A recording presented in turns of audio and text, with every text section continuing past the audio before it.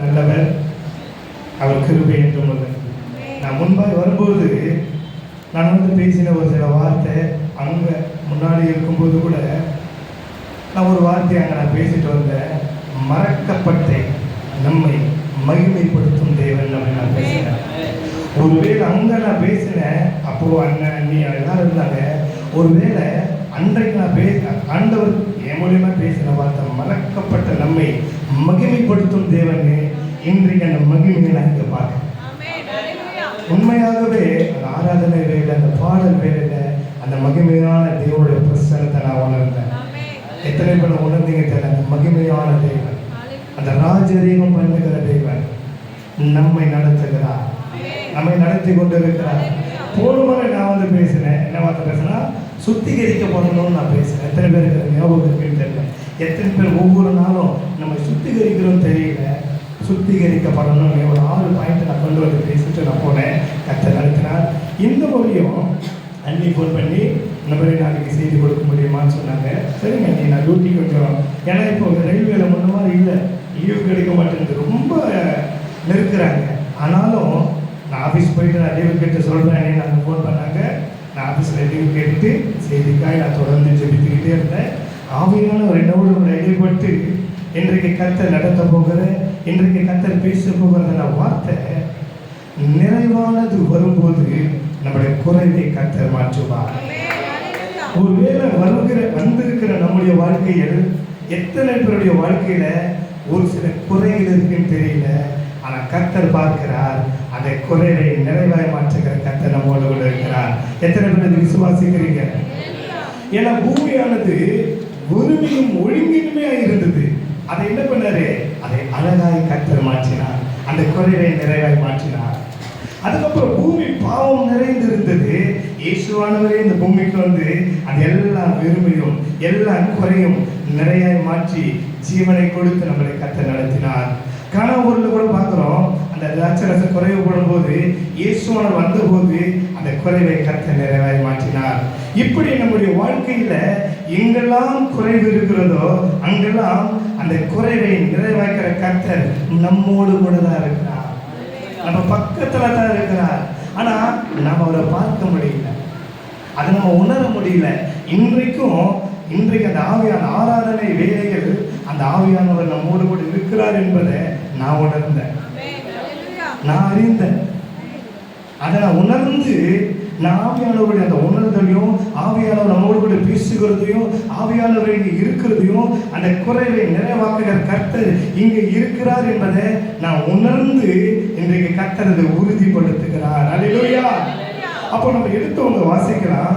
1 கொரிந்தியர் 13ஆம் அதிகாரம் 10வது வசனத்தை ஒருவர் எடுத்து வாசிங்களேன்.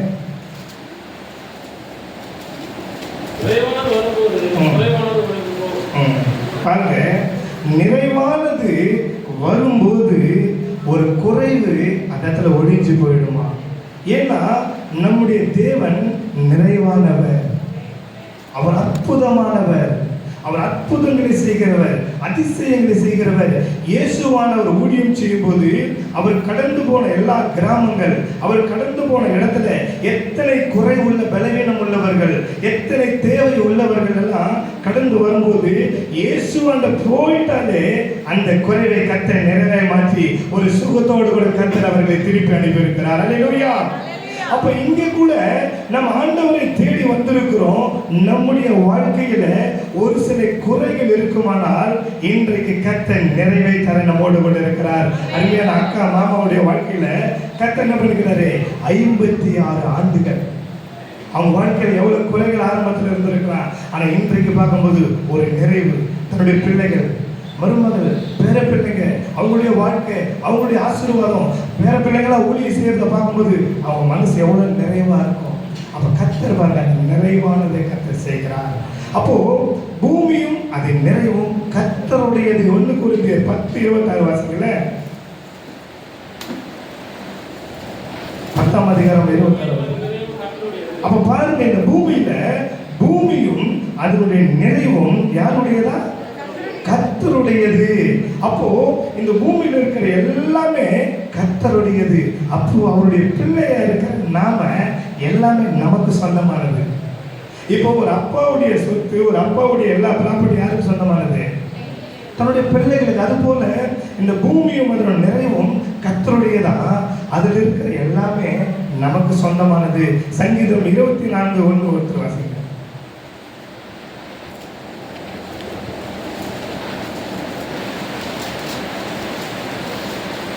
சங்கீதம் 24. பாருங்க, ஒவ்வொரு வார்த்தையும் பூமியும் அதன் நிறைவும் உலகமும் அதில் உள்ள குடிகளும் கர்த்தருடையது. அப்ப நமக்கானது இங்க எதுவுமே கிடையாது. நம்ம வாடகை வீட்டில் இருக்கிற மாதிரி தான், நம்ம சும்மா டெம்பரரியா இருக்கிற இடம் தான் இது. அப்ப இந்த பூமியும் அதன் நிறைவும் உலகமும் அதில் உள்ள குடிகளும் எல்லாமே கர்த்தருடையது. அப்போ கர்த்தருடைய எல்லாமே கர்த்தருடையது. அப்ப நம்முடைய வாழ்க்கையில ஏதாவது குறைகள் இருக்குமானால், ஏதாவது தேவைகள் இருக்குமானால், ஏதாவது தடைகள் இருக்குமானால், அதை நிறைவாய் தருகிற கர்த்தர் நம்மோடு கூட இருக்கிறார். அது எப்படி நம்முடைய வாழ்க்கையில கிடைக்கும் அப்படின்னு பார்க்கிறப்போ, கர்த்தர் நமக்கு கொடுக்கிறது யாக்கோபு 1:4 ஒரு வரைக்கும் வாசிக்கிறேன். பூரணராயும் நிறைவுள்ளவர்களாயும் இருக்கும்படி பொறுமையானது பூரண கிரியை செய்ய கடவுது. பாருங்க, நீங்கள் ஒன்றிலும் குறைவுள்ளவர்களாய் இராமல் பூரணராயும் நிறைவுள்ளவர்களாயும் இருக்கும்படி பொறுமையானது பூரண கிரியை செய்ய கடவுது. அப்போ நம்முடைய வாழ்க்கையில ஒரு பெரிய ஆசீர்வாதம், ஒரு பெரிய பலன், ஒரு பெரிய தேவை சந்திக்கப்படணும்னா நம்முடைய வாழ்க்கையில ஆண்டவர் ஆசீர்வாதத்தை எங்க தர வச்சிருக்காரு?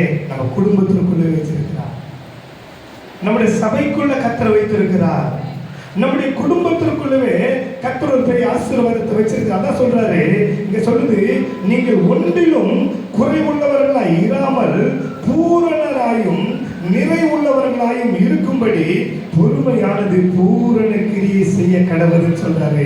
அப்போ நம்முடைய வாழ்க்கையில் ஒரு ஆசீர்வாதம் வர வேண்டுமானால் அது பொறுமையோடு கூட காத்திருக்கணும். ஒரு சிலர் பார்ப்பாங்க, நான் ஜெபிச்சேன், நான் வந்தேன், ஆனால் என் வாழ்க்கையில ஒரு மாற்றமும் இல்லை, என் வாழ்க்கையில் எதுவுமே நடக்கலை அப்படின்னு ஒரு நினைக்கலாம். ஆனால் வேதம் சொல்லுது, பொறுமையோடு கூட காத்திருக்கும் போது அது பூரண கிரியை செய்ய கடவுது. நம்முடைய வாழ்க்கையில ஒரு விஷயம் தடைப்படுதானால், நம்முடைய வாழ்க்கையில ஒரு விஷயம் ரொம்ப நாளா கிடைக்கல, ஆனா ஜெபிச்சுக்கிட்டே இருக்கிறோம், அதுக்கு காத்துக்கொண்டே இருக்கிறோம்னா, அந்த காத்திருப்பதற்கு பின்னாடி ஒரு நிறைவான ஆசீர்வாதம் இருக்கும். அவசரப்பட்டு கேட்கும் போது சின்னதா கிடைச்சிடும், ஆனா காத்திருக்கும் போது, தேவ சித்தத்துக்கு ஒப்பு கொடுக்கும் போது அது யாருமே நினைச்சு பார்க்க முடியாத ஒரு பூரணமான ஒரு ஆசீர்வாதத்தை கர்த்தர் கொடுப்பார். ஒரு எத்தனை பேர் வாழ்க்கையில் அப்படி செய்திருக்கிறாங்கன்னு எனக்கு தெரியல. ஆனா பொறுமையாக காத்திருக்கும் போது பூரண கிரியை நம்முடைய வாழ்க்கையில் கர்த்தர் செயல்படுத்துவார். கர்த்தர் அதை உறுதிப்படுத்துவார். ஒரு காத்திருக்கிறீங்களா? ரொம்ப நாள் எதிர்பார்த்து இருக்கிறீங்களா? வேதம் சொல்லுகிறபடி எல்லாமே கர்த்தருடையது. இந்த பூமியும் நிறைவும் கர்த்தருடையது. ஏற்ற நேரம் வரும், பொறுமையா இருங்க, சபைக்கு வாங்க, நம்ம ஜெபிப்போம், நம்ம காத்திருப்போம். ஏற்ற நாள், ஏற்ற நேரம் வரும்போது அது தாமதப்படுத்தாதபடிக்கு அது நம்ம வாழ்க்கையில பூரண கிரியை செய்ய காத்திருக்கிறது. மனுஷர்களை கேட்கும் போது அவங்க கிள்ளி தான் கொடுப்பாங்க, ஆனா நம்முடைய தேவன் எப்படி கொடுப்பாரா? அள்ளி கொடுக்கிறது. எப்ப தெரியுமா? காத்திருக்கும் போது, பொறுமையோடு இருக்கும்போது, பொறுமையோடு கூட காத்திருக்கும் போது. அடுத்து 17வது வசனத்தை வாசிங்களேன். நன்மையான எந்த ஈவும் பூரணமான எந்த வரமும் பரத்திலிருந்து உண்டாகி சோதிகளின் பிதாவினிடத்திலிருந்து இறங்கி வருகிறது. அவரிடத்தில் யாதொரு மாறுதலும் யாதொரு வேற்றுமையின் நிழலும் இல்லை. இப்போ பாருங்க, வேதம் சொல்லுது, நன்மையான எந்த ஈவும்.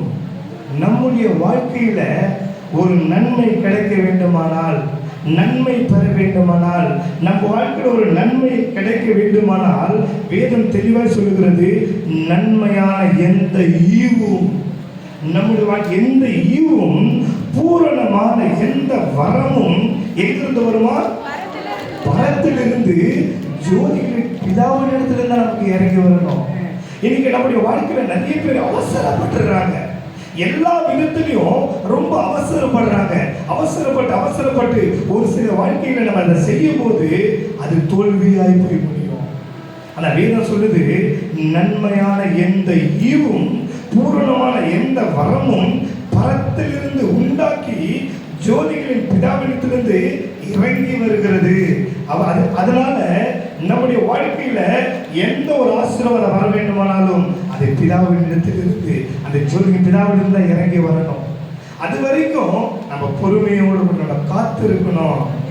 அப்படி காத்திருக்கும் போது நம்மளோட வாழ்க்கையில எதுவாக இருந்தாலும், அது படிப்பு சம்பந்தப்பட்ட விஷயமா இருக்கட்டும், அது வேலை சம்பந்தப்பட்ட விஷயமா இருக்கட்டும், திருமண காரியங்களா இருக்கட்டும், இல்லைன்னா வீடு கட்டுகிற காரியமா இருக்கட்டும், நம்ம எதுவா இருந்தாலும் நம்முடைய வாழ்க்கையில ஒரு ஆசீர்வாதம் வர வேண்டுமானால், அந்த நன்மையான ஈவு வர வேண்டுமானால் அது எங்கிருந்து வரும்னா பூரணமானவன் ஜோதிகளின் பிதாவினிடத்தில் இருந்து மட்டும்தான் அது இறங்கி வரும். அது ஒரு நாளும் நம்ம என்ன பண்ணக்கூடாது, மறந்துடவே கூடாது. 18வது வசனத்தை வாசிங்க.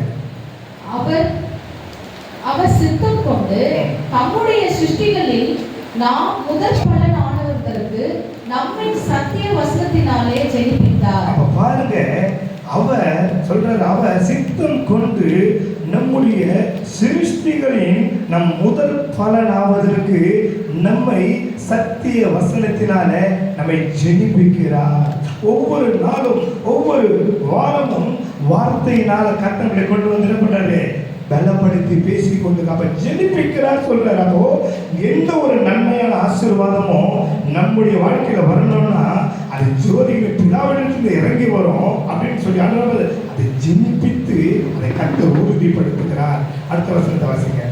ஆகையால் என் பிரியமான சகோதரரே, யாவரும் கேட்கிறதற்கு தீவிரமாயும் பேசுகிறதற்கு பொறுமையாயும் கோபிக்கிறதற்கு தாமதமாயும் இருக்க கடவர்கள்.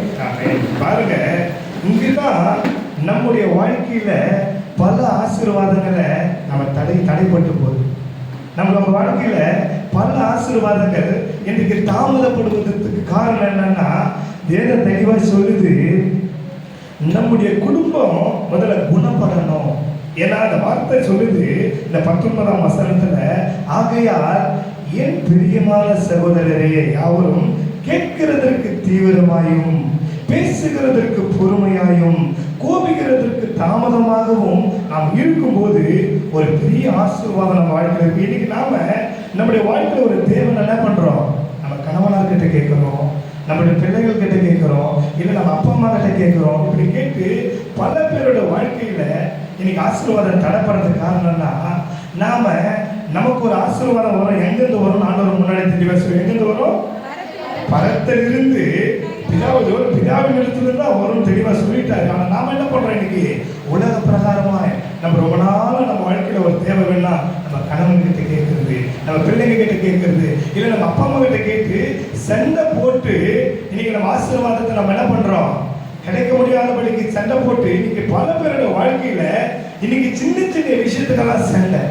அப்பா கிட்ட, அம்மா கிட்ட, கணவன் கிட்ட நான் எவ்வளோ நாளா இதை கேட்கிறேன், எனக்கு நீங்க வாங்கி தர மாட்டேன்றீங்க.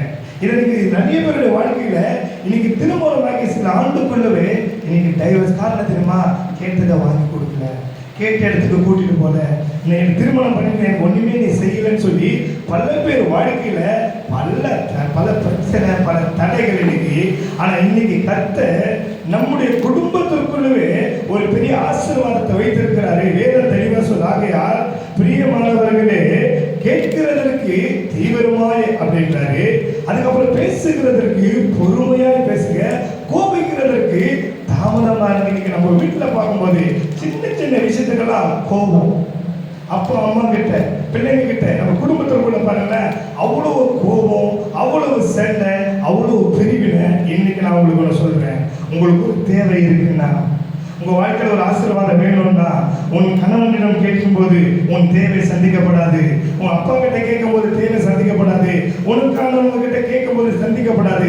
ஏன்னா வேதம் தெளிவா சொல்லுது, உங்க வாழ்க்கையில் ஒரு நன்மை வர வேண்டுமானால், உங்க வாழ்க்கையில் ஒரு ஆசீர்வாதம் வர வேண்டுமானால் அது ஜோதிகளின் பிதாவிடத்திலிருந்து பரத்திலிருந்து மாத்திரம்தான் வருமே தவிர உன் அப்பா கிட்ட இருந்து வராது, உன் அம்மா கிட்ட இருந்து வராது, உன் கணவனிடத்திலிருந்து வராது, உன் உறவுகளிடத்திலிருந்து வராது. ஒன்னே ஒண்ணு, இயேசுவானவரிடம் இருந்துதான் உனக்கான எந்த நன்மையான ஈவும் பூரணமான ஆசீர்வாதமும் பரத்திலிருந்து மாத்திரம்தான் இறங்கி வரும். எத்தனை பேர் அதை விசுவாசிக்கிறீங்க? இன்னைக்கு தேவையில்லாம வீட்டுல எல்லார்கிட்டையும் கேட்டு சண்டை போட்டு, சொத்துக்காக சண்டை போட்டு இன்னைக்கு பல வருஷம் பேசாம இருக்கிறாங்க. இன்னைக்கு கொலை செய்யறாங்க, சொத்துக்காக ஏமாற்றி கையெழுத்து வாங்குறாங்க. இன்னைக்கு இந்த மாதிரி சின்ன சின்ன விஷயத்திற்கு நம்முடைய ஆசீர்வாதத்தை இழந்து போய் இன்னைக்கு எத்தனையோ பேர் பேசாம வைராக்கியமா சண்டையா வாழ்ந்து கொண்டு இருக்கிறாங்க. ஆனா இன்னைக்கு கர்த்தருடைய வார்த்தை சொல்லுகிறது, உன் வாழ்க்கையில் ஒரு நன்மை வர வேண்டுமானால், உன் வாழ்க்கையில் ஒரு மேன்மை வர வேண்டுமானால் நான் மாத்திரம் அதை தர முடியும் சகோதரனே, என்கிட்ட இருந்து மட்டும்தான் வரும். அதனால தயவு செய்து நீங்க யாருக்கு எதிர்பார்க்காதீங்க. இன்னைக்கு பல குடும்பத்துல பார்க்கிறோம், கேட்ட பொருள் வாங்கி தரலன்னு சண்டை போட்டு அம்மா வீட்டுல போய் வருஷ கணக்காக உட்காந்துட்டு இருக்கிறாங்க. இன்னைக்கு பிள்ளைங்க கேட்ட பொருள் வாங்கி தரலன்னு அப்பா அம்மாவை அடிச்சு கொலை செய்யறாங்க. இன்னைக்கு அப்படிப்பட்ட காலத்துல வாழ்ந்துட்டு இருக்கிறோம். ஒருவேளை இந்த சபையில உட்கார்ந்துட்டு இருக்கிற நம்முடைய வாழ்க்கையில ஒரு சில குறைகள் இருக்குமானால், ஒரு சில தேவைகள் இருக்குமானால், இன்றைக்கு ஆவியானவர் நம்மோடு கூட பேசுகிறார். உனக்கு ஒரு தேவை இருக்கு, உனக்கு ஒரு ஆசீர்வாதம் வரணும்னா அப்ப என்ன பண்ணணும் தெரியுமா? அப்ப வேதம் சொல்லுது, கேட்கிறதற்கு தீவிரமாய் ஆண்டவர்கிட்ட நீ தீவிரமாய் கேட்கிற அனுபவம் இருக்கணும். உன் கணவன் இடத்துல கேட்க கூடாது, உன் அப்பா கிட்ட கேட்க கூடாது, உன் அம்மா கிட்ட கேட்க கூடாது. நமக்கு ஒரு தேவன் போது தனிப்பட்ட முறையில் ஆண்டவர் சமூகத்தில் அமர்ந்து, ஆண்டவரே நான் ரொம்ப நாளா இதை எதிர்பார்த்துட்டு இருக்கிறேன்பா, இது உங்களுக்கு தெரியும் ஆண்டவரே, இது முதல்ல இது என்னுடைய தேவை இருக்கு, இது என் தேவை உங்களுக்கு சித்தமா, இதை நான் வாங்கட்டோமா, இது எனக்கு தேவை ஆண்டவரே, இதை நீங்க செய்யுங்க ஆண்டவரேன்னு முதல்ல நமக்கு பரத்திலிருந்து வரக்கூடிய அவரிடத்துல உட்கார்ந்து தீவிரமாய் ஃபர்ஸ்ட் அவர்கிட்ட கேட்கணும். ஆனா அதை விட்டுட்டு நம்ம கணவன் இடத்துலயோ நம்ம அம்மா கிட்டயோ நம்ம உறவுகிட்டயோ போய் கேட்கறதுனால தான் இன்னைக்கு நம்ம வாழ்க்கையில் ஆசீர்வாதம் இல்லாம இருக்கு. இன்னைக்கு நம்ம சண்டையோடு கூட வாழ்ந்திருக்கிறோம், இன்னைக்கு பிரிவினையோடு கூட வாழ்ந்திருக்கிறோம். ஆண்டவர் சமூகத்துல உட்கார்ந்து தீவிரமாய் ஆண்டவரே எனக்கு இந்த தேவை இருக்கு ஆண்டவரே, எனக்கு இதை தாங்க ஆண்டவரே, நீங்க தானே சொல்லி இருக்கிறீங்க ஆண்டவரே, எந்த ஒரு ஆசீர்வாதமும் உங்ககிட்ட இருந்து தான் வரும்னு சொன்னீங்கன்னு சொல்லி இன்றைக்கு நம்ம குடும்பத்தில் உள்ளவங்க கிட்ட கேட்கிற அனுபவம் இருக்குமானால் அதை மாற்றிக்கொண்டு ஆண்டவரோட சமூகத்தில் அமர்ந்து கேட்கிற அனுபவத்தை முதலாவது நம்ம பெற்றுக்கொள்ள வேண்டும். அதுக்கப்புறம் பேசுகிறதற்கு பொறுமையா இருக்கணும். ஒரு சில விஷயம் பேசும்போது அதற்கு உடனே மறுப்பு, உடனே சண்டை, உடனே வாதம், உடனே அதற்கான எதிர்ப்பு அப்படி இல்லாம ஆண்டவர் சொல்றாரு, கேட்கிறதற்கு தீவிரமாய் கேட்கிறோமா, பேசுகிறதற்கு பொறுமையா இருக்கணும். அவசரப்பட்ட வார்த்தையை விடக்கூடாது. இன்னைக்கு நிறைய பேருடைய வாழ்க்கையில அப்படிப்பட்ட ஒரு முன்கோபம், ஒரு சில விஷயத்தை சொல்லும் போது உடனே எதிர்த்து பேசுவாங்க. அது மாமனாருடைய, அதாவது மாமியார் மருமகள் மாமியாருக்குள்ள நிறைய நம்ம பார்த்துருக்கிறோம். உங்களுக்கு தெரியுமா, நான் அப்படி பண்ணல, நிறைய பேர்கிட்ட பார்த்துருக்கிறோம். அப்போ இன்றைக்கு கர்த்தருடைய பிள்ளை இருக்கிற நாம பேசுவதற்கு எப்படி இருக்கணுமா, பொறுமையா இருக்கணும். என்னென்ன நடக்கட்டும், எதெல்லாம் பேசட்டும், என்னென்ன ஆகட்டும், நம்ம பொறுமையோடு கூட காத்திருக்கும் போது ஆண்டவருடைய வேதம் சொல்கிறது, நீ பேசுகிறதுக்கு பொறுமையா இரு மகனே. அதுக்கப்புறம் கோபிக்கிறதுக்கு என்ன பண்ணுமா, தாமதமா. உங்க வாழ்க்கையில ஒரு விஷயம் நடக்கும்போது உடனே கோபம் வந்துடும், முன்கோபம், உடனே கோபம் வரும். அந்த கோபம் வரும்போது என்ன பண்ணுமா, கோபிக்கிறதுக்கு எப்படி இருக்கணுமா, அவசரப்பட்டு கோபப்படக்கூடாது. பொறுமையோடு கூட காத்திருங்க, பொறுமையோடு கூட விட்டு கொடுங்க, பொறுமையோடு கூட சகித்து போங்க. பொறுமையோடு கூட காத்திருக்கும் போது அந்த பொறுமைக்கு பின்பாக, அந்த தாமதத்துக்கு பின்பாக நீங்க கோபப்பட்டு பேசின வார்த்தை பேசி நீங்க ஒரு கேட்ட விஷயம் உங்க கையில கிடைக்கிற போது விட, நீங்க பொறுமையோடு கூட காத்திருக்கும் போது, தாமதத்தோடு காத்திருக்கும் போது, ஆண்டவர்கிட்ட உங்களுடைய தேவையை நீ ஒப்பு கொடுத்து கேட்டிருக்கும் போது, அந்த தாமதப்படுத்தும் போது உங்க வாழ்க்கையில அந்த ஆசீர்வாதம் போது அது நிறைவா இருக்கும், அது பெருசா இருக்கும். அது யாருமே எதிர்பார்க்க முடியாதபடிக்கு, யாருமே கிரகிக்க முடியாதபடிக்கு ஒரு பெரிய ஆசீர்வாதத்தை கர்த்தர் கொடுப்பார். எப்ப தெரியுமா, நீ பொறுமையோடு கூட காத்திருக்கும் போது. இன்னைக்கு பல பேர் குடும்பத்துல பார்க்கும்போது ஆசீர்வாதம் இல்லாததற்கு காரணம் நாமே தான். நம்முடைய வாய், நம்முடைய நாவு தான்.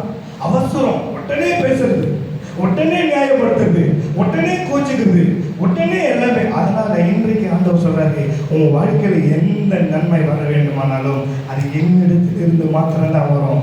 உன் கணவன் இடத்துல வரும், அது கம்மியா இருக்கும். உன் அப்பா கிட்ட இருந்து வரும், அது கொஞ்சமா இருக்கும். உன் உறவு கிட்ட இருந்து வரும், அது கொஞ்சமா இருக்கும். ஆனா ஆனா நீங்க ஆண்டவர்கிட்ட தீவிரமாய் கேட்கும்போது, நீ பொறுமையோடு கூட காத்திருக்கும் போது, நீ அவசரப்படாமல் இருக்கும்போது, அது அந்த பரத்திலிருந்து வரும்போது அந்த ஆசீர்வாதம் அவ்வளோ பெரிய ஆசீர்வாதமா இருக்கும்.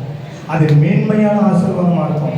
எல்லாரும் அண்ணாந்து பார்க்கக்கூடிய ஆசீர்வாதமா இருக்கும். நம்மளால அதை அவருடைய ஆசீர்வாதத்தை அனுபவிக்க முடியாத அளவுக்கு ஒரு பெரிய ஆசீர்வாதமா இருக்கும். அதுதான் தேவன் செய்வது. அதற்கு நம்ம பொறுமையோடு கூட காத்திருக்கணும். அல்லேலூயா. 20வது வசனத்தை பாருங்க. நம்முடைய கோபம் ஆண்டவருடைய நீதி என்ன பண்ணாரா? நடப்பிக்க முடியாது. ஆனா பொறுமையோடு கூட காத்திருந்து அவர்கிட்ட பொறுமையோடு கூட வெயிட் பண்ணி அவர் சித்தத்துக்கு ஒப்பு கொடுத்து நாம் காத்திருக்கும் போது ஆண்டவருடைய நீதி நம்மளுடைய வாழ்க்கையில நடப்பிக்கும். நிறைய பேருடைய வாழ்க்கையில பார்த்துருக்கிறோம். அவசரப்பட்டு பேசுறவங்களை பாருங்களேன், எதுவுமே நடக்காது, தாமதமா இருக்கும். ஆனா காத்திருக்கிறவங்க ரொம்ப ஞானமா பேசுவாங்க, ஞானமா செயல்படுவாங்க, ஞானமா அந்த வாழ்க்கையில செயல்படும். அதனால மனுஷன் நம்முடைய கோபம் தேவனுடைய நீதி என்ன பண்ணலாம்? நடப்பிக்க எதுவுமே சாதிக்க முடியாது. கோபத்தினால் எதுவுமே சாதிக்க முடியாது. ஏன்னா என் மாமனார் சொல்லியிருக்காரு, எனக்கு அந்த வார்த்தை சொல்லிருக்காரு, கோபம் ஒரு மனுஷனை அழிச்சிடும், கோபம் ஒரு மனுஷனை சாகடிச்சிடும், கோபம் ஒரு சில வாழ்க்கையை ஒண்ணுமே இல்லாத பண்ணிடும். அதனால தயவு செய்து சொல்றேன், உங்க வாழ்க்கையில என்ன நடந்தாலும் சரி, முதல்ல கோபப்படாதீங்க. நிதானமா பொறுமையா காத்திருக்கும் போது கர்த்தர் காரியங்களை வைக்க. 21வது வசனம். எல்லாவித அழுக்கையும் கொடிய துர்குணத்தையும் ஒழித்துவிட்டு உங்கள் உள்ளத்தில் நாட்டப்பட்டதாயும் உங்கள் ஆத்துமாக்களை ரட்சிக்க வல்லமையுள்ளதாயும் இருக்கிற வசனத்தை சாந்தமாய் ஏற்றுக்கொள்ளுங்கள். ஆமென். பாருங்க, ஆகையால் நீங்கள் எல்லாவித அழுக்கையும், ஒருவேளை நம்ம நினைச்சிட்டு இருக்கலாம், எனக்குள்ள என்ன இருக்கு, நான் சரியா தானே இருக்கிறேன், நான் ஊழியம் செய்கிறேன், நான் வேதத்தை வாசிக்கிறேன், நான் ஜெபிக்கிறேன், என் மனைவிக்கு செய்ய வேண்டிய கடமை செய்கிறேன், என் பிள்ளைகளுக்கு செய்ய வேண்டிய கடமை செய்கிறேன், நான் எல்லாத்துக்கும் நான் கரெக்டாக இருக்கிறேன் அப்படின்னு நாம் நினைக்கலாம்.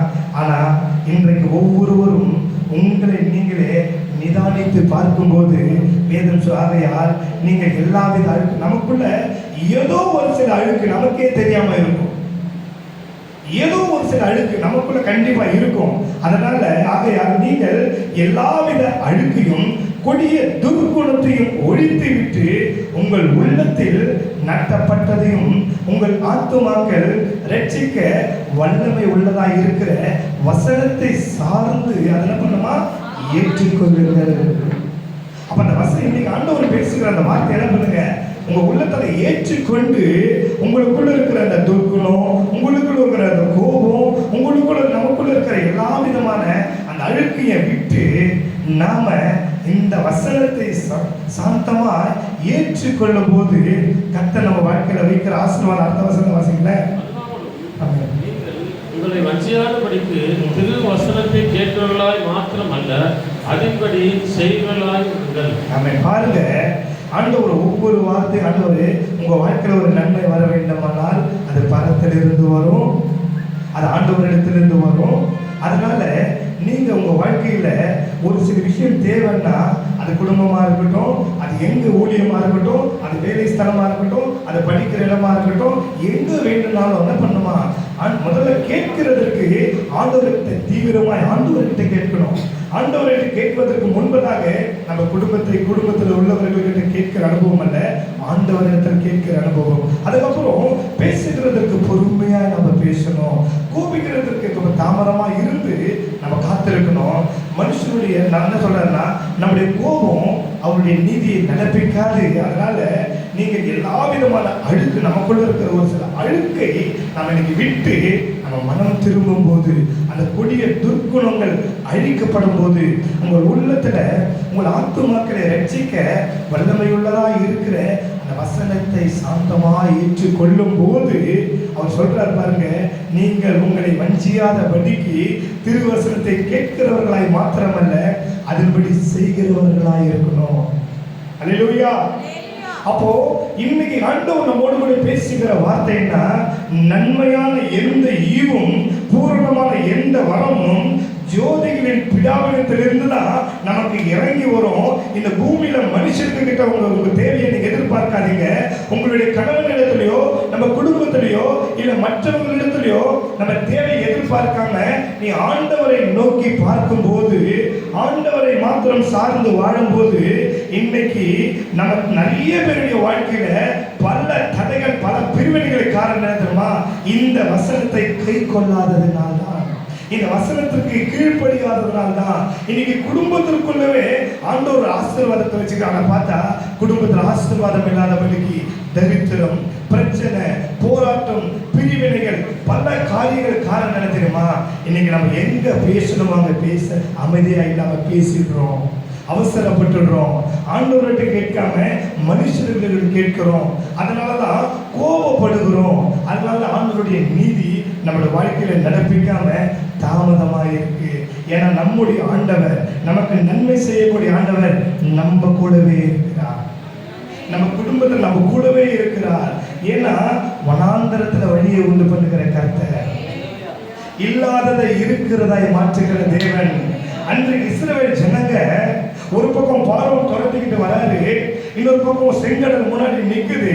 என்ன பண்றதுன்னு தெரியல. அவங்களுக்குள்ள ஒரு பெரிய குறை, ஐயோ நான் அங்கேயே இருந்திருந்தேன்னா ஏதோ ஒன்று சாப்பிட்டு அடிமைத்தனமா நான் வாழ்ந்திருப்பேனே, முறுமுறுக்க ஆரம்பிச்சு, கோவப்பட ஆரம்பிச்சு, பேச ஆரம்பிச்சு, எப்படி இருந்திருக்கும் யோசித்து பாருங்க அந்த நிலைமைய. முன்னாடி செங்கடல் இருக்கு, பின்னாடி துரத்திக்கிட்டு வராங்க, இவங்க நடுவில் நிற்கிறாங்க, என்ன பண்றதுன்னு தெரியல. இன்னைக்கு நம்முடைய வாழ்க்கையில கூட நமக்கு ஒரு தேவை வரும்போது, நமக்கு ஒரு காரியங்கள் வரும்போது, அதை கேட்ட உடனே வாங்கி தராம தாமதப்படுத்தும் போது நமக்குள்ள ஒரு கோபம், நமக்குள்ள ஒரு எரிச்சல், நமக்குள்ள ஐயோ நான் இவ்வளவு நாள் போறேனே, எனக்கு ஒரு ஆசீர்வாதம் இல்லையே, இவ்வளவு நாள் நான் காத்திருக்கிறேனே, எனக்கு நடக்கலையே. அந்த செங்கடலுக்கு முன்பாடி நிற்கும் போது அவங்களோட சூழ்நிலை எப்படி இருந்திருக்குமோ, இன்னைக்கு நம்மளோட வாழ்க்கையில் அப்படி இருந்திருக்கலாம். ஆனா கர்த்தர் என்ன பண்றாரு பார்த்தீங்களா? அந்த கோலை நீட்ட சொல்லி செங்கடலை, நமக்கு முன்பாக நிகழ்ந்த அந்த செங்கடலை இரண்டாய் பிளந்து, எது அவங்களுக்கு முன்னாடி தடையா நின்று செங்கடல், அந்த கடல் தண்ணி அதுவே ஒரு மதிலை போல பாதுகாப்பாய் கர்த்தர் ரெண்டு பக்கமும் நிறுத்தினார். அதுல அவங்க கடந்து போனாங்க. இன்னைக்கு நம்முடைய வாழ்க்கையில கூட நிறைய தேவைகள், நிறைய காரியங்கள், ஆசீர்வாதங்கள் தடைப்பட்டு குறை இருக்கா? அந்த குறையை நிறைவாக்குகிற கர்த்தர், அந்த செங்கடலை பிளந்து ஜனங்களை அந்த கரைக்கு கொண்டு போன தேவன், இன்றைக்கு அவர்களோடு கூட இருந்த தேவன் இன்றைக்கும் நம்மோடு கூட இருக்கிறார். இன்றைக்கு நம்ம பக்கத்திலே இருக்கிறார், நம்ம குடும்பத்திற்குள்ளவே இருக்கிறார். நாம தான் மனுஷர்களை நம்பி இன்னைக்கு காத்து கொண்டு இருக்கிறோம், தேவையில்லாத காரியங்களுக்கு இடம் கொடுத்து இன்னைக்கு காத்து கொண்டு இருக்கிறோம். ஆனா கர்த்தரோட வேதம் தெளிவாய் சொல்லுகிறது, இந்த திருவசனத்தை கேட்கிறவர்களாய் மாத்திரமல்ல, அதன்படி செய்கிறவர்களாய் இன்றைக்கு நாம் மாறுவோமானால், இன்றைக்கு நம்மை ஒப்பு கொடுப்போமானால், இன்றைக்கு நாம் மனிதர்களிடம் கேட்காம பரத்திலிருந்து உண்டாக்கக்கூடிய ஆசீர்வாதங்களை கர்த்தரிடத்தில் கேட்கிற அனுபவத்தை நாம் பெற்றுக்கொள்ளும் போது நம்மளோட வாழ்க்கையில் ஒரு பெரிய ஆசீர்வாதம் இருக்கும். ஏன்னா அண்ணனுக்கு தெரியும், எங்க அப்பா ஒரு குடிகாரர், ரயில்வேல தான் வேலை செஞ்சாரு. குடிகாரர், வாங்குற சம்பளத்தை அப்படியே குடிப்பாங்க.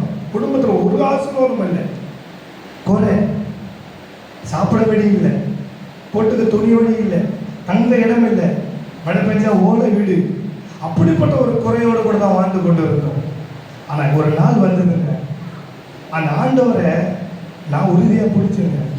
எங்கள் அப்பா இருக்கிற வரைக்கும், எங்கள் அம்மா படிக்கல, ஒன்றும் தெரியல, ஆனால் நான் என்னைக்கு நான் ஆண்டவரை, அந்த வாலிப பருவத்தில் ஆண்டவரை நான் உறுதியாக பிடிக்கணும், அன்னைக்கு எங்கள் வாழ்க்கையில் இருந்த குறை, எங்கள் வாழ்க்கையில் இருந்த தடை, எங்கள் வாழ்க்கையில் காணப்பட்ட எல்லா வெறுமையை கர்த்தர் மாற்றி இன்னைக்கு ஒரு நிறைவான ஆசீர்வாதத்தை கர்த்தர் கொடுத்திருக்கிறார். என்னால் உறுதியாக சொல்ல முடியாது. சாப்பிட வழி இல்லாமல் இருந்தோம், போட்டு துணி இல்லாமல் இருந்தோம், ஓல வீடு, மண் செவரு, மழையில கரைஞ்சி ஓடும், கோணியை போட்டு அதில் என்னை படுக்க வச்சு நான் அதெல்லாம் பார்த்துருக்கிறேன். எங்கள் அப்பா குடிகாரராய், என் குடும்பம் வெறுமையாய் இருந்தது. குறையோட காரணம் தெரியுமா?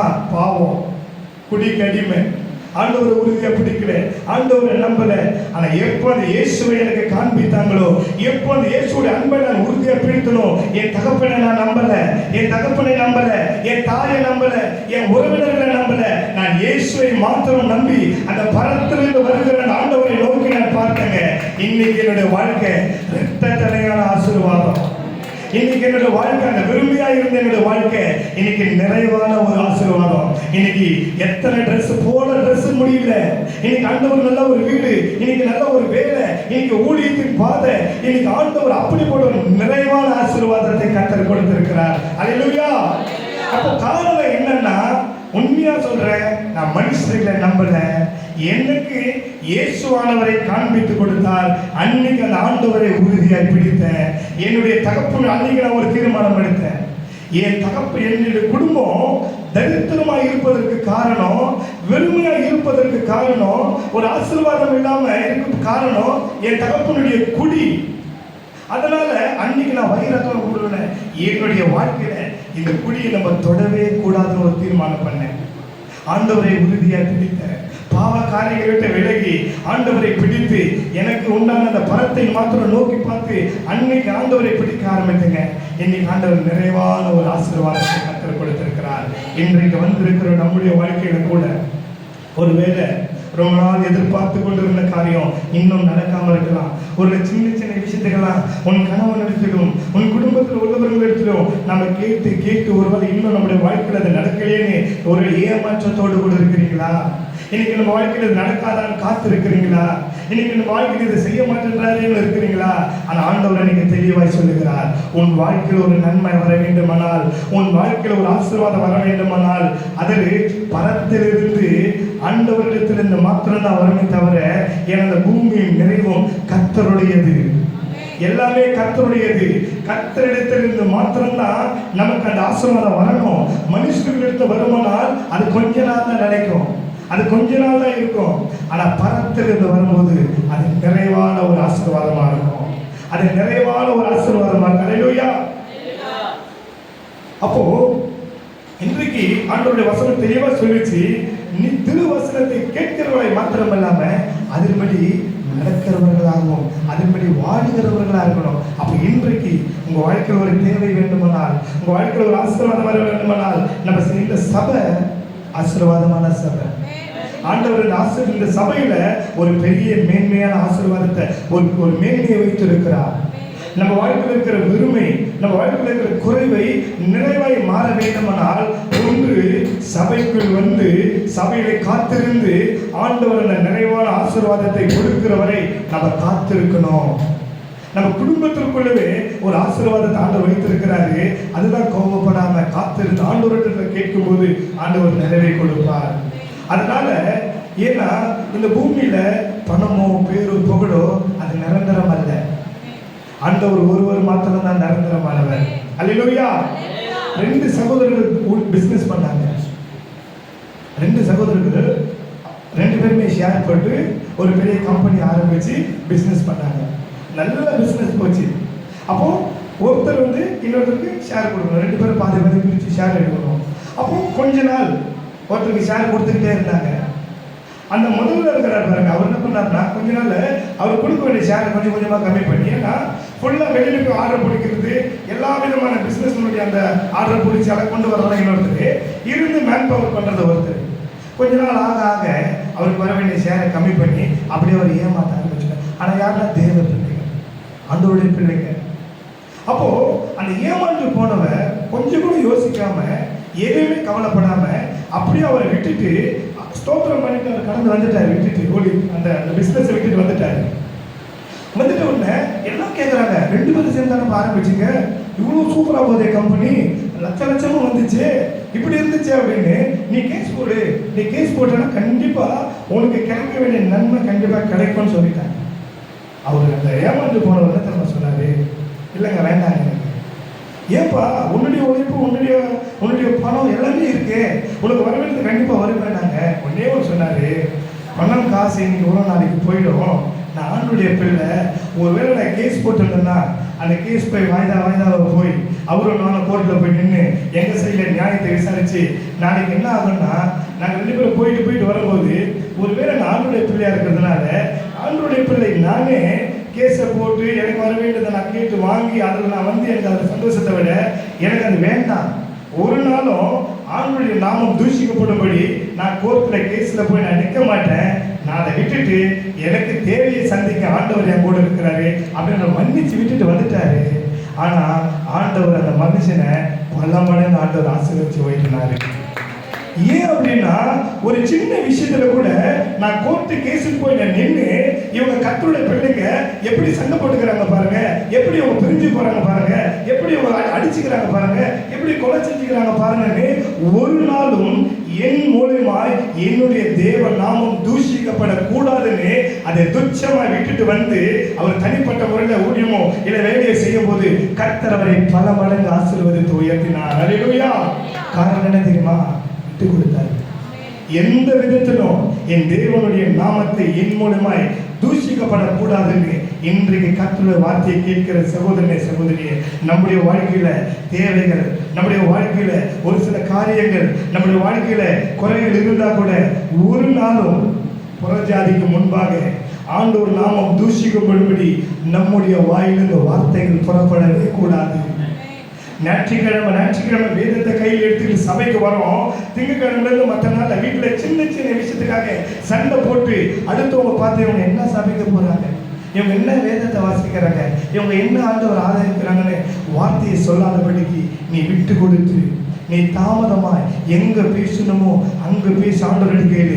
எங்க தாமதமா இருக்கணுமோ அங்க தாமதமா இருந்து நாம் காத்திருக்கும் போது உனக்கான ஆசீர்வாதம், உனக்கான மேன்மை, உனக்கான உயர்வு, நமக்கான பல நன்மைகள் பரத்தில் இருந்து வரும்.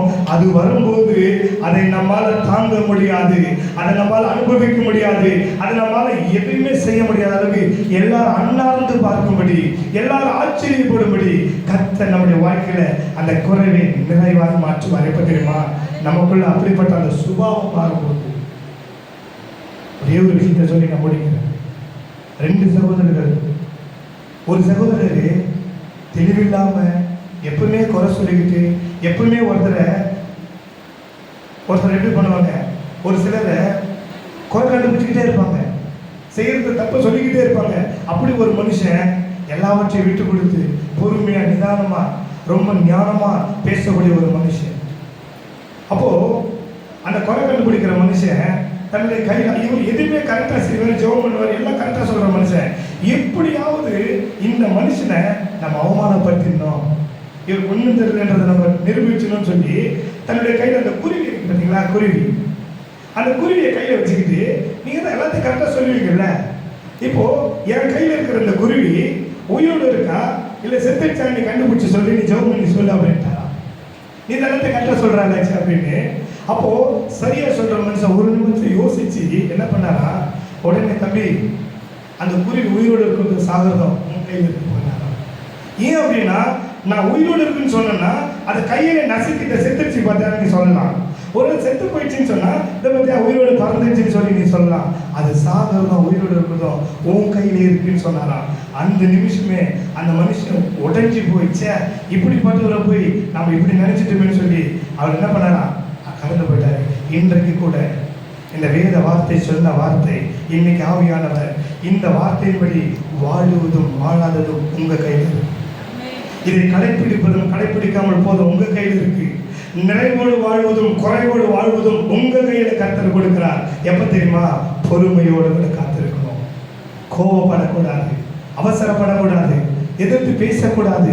எதுவாக இருந்தாலும் ஆண்டவரிடத்தில் கேட்கும் போது, அதற்காய் காத்திருக்கும் போது, இந்த வேதம் சொன்னபடி இந்த வசனத்தை கை கொள்ளும் போது இந்த பூமியும் நிறைவும் கர்த்தருடையதா இருக்கிறதுனால நமக்கு என்ன தேவையோ அது ஏற்ற நேரத்தில் ஆண்டவர் நேர்த்தியாக செய்வார்.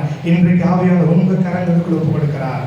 இந்த வார்த்தையை பிடித்துக் கொள்ளுவதும் இதை கைவிட்டு அப்படியே நீ பழைய சுபாவத்தோடு வாழ்வதும் உங்க கையில் இருக்கு சகோதரனே, உங்க கையில் இருக்கு சகோதரி என்று நம்ம கண்களை மூடி அப்படியே ஆண்டவர்கிட்ட ஒப்பு கொடுக்கலாமா? ஆண்டவரே, என் வாழ்க்கையில் இருக்கிற குறை, எனக்குள்ள இருக்கிற அந்த குறைகள் இவ்வளவு நாள் ஆண்டவரே என் குறையை சந்திக்க என் கணவனால மட்டும்தான் முடியும் நினைச்சேன். அவர்கிட்ட தான் கேட்டுட்டு இருந்தேன் ஆண்டவரே. என் அப்பா கிட்ட கேட்டு கேட்டு நான் ஏமாந்து போயிட்டேன். என் அண்ணன் தம்பி கிட்ட இதை கொடுங்க கொடுங்கன்னு கேட்டு ஏமாந்து போயிட்டப்பா. என் நண்பர்களிடம் என்னுடைய உறவுகளிடம் ஆண்டவரே நான் கேட்டு கேட்டு ஏமாந்து போயிட்டேன் ஆண்டவரே. ஆனா இன்னைக்கு ஆண்டவரே என் வாழ்க்கையில எந்த ஒரு நன்மையானாலும் எந்த ஒரு ஆசீர்வாதமானாலும் ஆண்டவரே என்னுடைய வாழ்க்கையில ஒரு நிறைவு வர வேண்டுமானால் இன்றைக்கு என்னுடைய குறை, என்னுடைய சுபாவம், என்னுடைய குணம், என்னுடைய கேரக்டர், என்னுடைய சுபாவம் மாறணும் ஆண்டவரே என்று சொல்லி ஒப்பு கொடுக்கலாமா? நான் சின்ன சின்ன விஷயத்துக்கெல்லாம் கோவப்படுவேன் ஆண்டவரே, நான் பிடிவாதம் பிடிப்பேன் ஆண்டவரே, நான் அடம் பிடிப்பேன் ஆண்டவரே. ஆனா இன்றைக்கு ஆண்டவரே அப்பா நீங்க என்னோட கூட பேசுறபடி ஆண்டவரே, எனக்கு ஒரு ஆசீர்வாதம் வரணும்னா அது உங்ககிட்ட இருந்து தான் வரும்னு சொல்லிட்டீங்கப்பா. அப்ப இன்றைக்கு எனக்குள்ள இருக்கிற அந்த அழுக்கு, எனக்குள்ள இருக்கிற அந்த குறை, எனக்குள்ள இருக்கிற அந்த சுபாவத்தை ஆண்டவரே இன்றைக்கு நான் மாற்றிக்கொள்ளுகிறேன்னு சொல்லி நம்ம வாய்க்கிடத்தில் ஆண்டுகிட்ட ஒப்பு கொடுக்கலாமா? இதுவரைக்கும் எப்படி அடம் பிடிக்கிறவனா இருந்த ஆண்டவரே, இதுவரைக்கும் நான் கேட்டு சண்டை போடுறவனா இருந்த ஆண்டவரே, இதுவரைக்கும் ஆண்டவரே என் தேவைக்காக நான் கேட்டு அவர் தரலன்னு வருஷங்களாக நான் பேசாம இருக்கிற ஆண்டவரே, அந்த உறவை இழந்து போயிருக்கிற ஆண்டவரே. ஆனா இன்றைக்கு ஆவியாளர் நீங்க பேசி இருக்கிறீங்கப்பா. பணமெல்லாம் ஒரு வழி வாழ்க்கையில ஒண்ணும் இல்லாண்டவரே, பேரோ புகழ ஒண்ணும் இல்லாண்டவரே, இன்றைக்கு கேட்ட வசனத்தின்படி அதை நான் ஆண்டவரை கடைபிடிக்கிறவனாய் அதன்படி வாழ்கிறவனா இருக்கும்போது எந்த ஒரு நன்மையான ஈவும் இனி உங்க கிட்ட இருந்து மட்டும்தான் வரும் ஆண்டவரே. இனி நான் மனுஷர்களை நம்ப மாட்டேன், இனி என் குடும்பத்தாரை நம்ப மாட்டேன், என் ஃப்ரெண்ட்ஸை நம்ப மாட்டேன், இனி நான் எதையுமே நம்ப மாட்டேன் ஆண்டவரே. என் வாழ்க்கையில ஒரு நன்மை அது உங்ககிட்ட இருந்து நான் வரும் ஆண்டவரே. இன்றைக்கு என்கிட்ட கொடுத்திருக்கிறீங்கப்பா, என் நன்மையும் எனக்கான ஆசீர்வாதத்தையும் இன்னைக்கு நீங்க என் கையில கொடுத்திருக்கிறீங்க ஆண்டவரே. அதை விட்டுட்டு நான் மற்றவங்க கிட்ட எதிர்பார்த்து கொண்டிருந்த ஆண்டவரே, என் குடும்பத்துக்கிட்ட இருந்து எதிர்பார்த்து கொண்டிருந்த ஆண்டவரே, என் உறவுகளிடத்துல இருந்து எதிர்பார்த்து கொண்டிருந்த ஆண்டவரே. ஆனா இன்றைக்கு அது என்கிட்ட இந்த வசனத்தின் மூலமா என்னுடைய சுபாவத்திற்குள்ள உங்ககிட்ட மாத்திரம் நான் கேட்கணும், இனி நான் மனுஷர்களிடம் கேட்க மாட்டேன் ஆண்டவரே சொல்லி ஒரு தீர்மானம் எடுப்போமா? அப்படி தீர்மானம் எடுத்து நம்ம ஆண்டவரோடு வாழும்போது நீங்க இந்த முடிவுல பாருங்க, இந்த வருஷத்தின் முடிவுல பாருங்க, உங்க வாழ்க்கையில காணப்பட்ட எல்லா குறைவையும் கிறிஸ்து இயேசு நிறைவாய் மாற்றி இருப்பார், நிறைவானதை செய்திருப்பார். எப்ப தெரியுமா? அந்த நிறைவானது வரும்போது அந்த குறைவானது ஒழிஞ்சு போயிடும். நீங்க தேடினா கூட அந்த இஸ்ரவேல் ஜனங்க வேற சொன்னாரு, இன்றைக்கு காண்கிற எகிப்தினை இனி நீ காண மாட்டாய்ன்னு சொன்னார். தெரியுமா? அந்த எகிப்தியர்கள் ஒன்றுமில்லாமல் அழிந்து போனார்கள். அதுபோல இன்றைக்கு கேட்ட வார்த்தையின்படி நம்முடைய வாழ்க்கையில நம்ம சுபாவங்கள் மாறி ஆண்டவர்களை கேட்கிற அனுபவம் இருக்கும்போது, நம்ம வாழ்க்கையில் இருக்கிற ஆசீர்வாதம் வரும்போது நம்முடைய குறைவைகளை காண மாட்டோம், இந்த குறைவைகளை தேடினாலும் காண மாட்டோம். அப்படி நீ செய்ததற்காக, அப்படி நீ செய்ய போகிறதுக்காக உங்க கரத்தில் அர்ப்பணித்து ஒப்பு கொடுக்கிறப்பா. எங்க வாழ்க்கையில் ஒரு நிறைவு, எங்க வாழ்க்கையில் குறைகளை மாற்றி அந்த நிறைவான ஆசீர்வாதத்தினால நீ நடத்துவீராக. இனி எங்கள் குடும்பங்களுக்குள்ள ஒரு நிறைவு ஆண்டவரே, என் நண்பர்களுக்குள்ள ஒரு நிறைவு ஆண்டவரே, இந்த சபைக்குள்ள ஒரு நிறைவு ஆண்டவரே. அப்பா அந்த குறைவுகள் மாதிரி நிறைவு ஆண்டவரே. அப்பா இந்த சபைக்கு இப்போ வந்திருக்கிறவங்க வாழ்க்கையில ஒரு நிறைவு வருவதை பார்த்து குறையுள்ள ஜனங்கள் தேடி வரணும் ஆண்டவரே. நீங்க போற சபையில ஒரு ஆசீர்வாதம் இருக்கு, நீங்க ஆராதிக்கிற இயேசுவால நன்மை செய்யறாரு, எங்க வாழ்க்கையில குறை இருக்கு, நான் அந்த இயேசுவை தேடி வரேன், நான் அந்த இயேசு கிட்ட வரேன்னு சொல்லி அநேகர் கலந்து வரும்படியாய் இவர்களுடைய சுபாவங்கள் மாறட்டும் ஆண்டவரே. இவர்கள் வாழ்க்கையில் ஒரு நன்மை உண்டாகட்டும், இவங்க வாழ்க்கையில் ஒரு நிறைவு உண்டாகட்டும் ஆண்டவரே. அவர் உண்டாக்க போகிறதுக்கு நன்றி.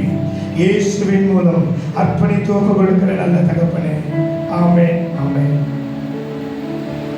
நான் எதிர்பார்க்கும் நன்மை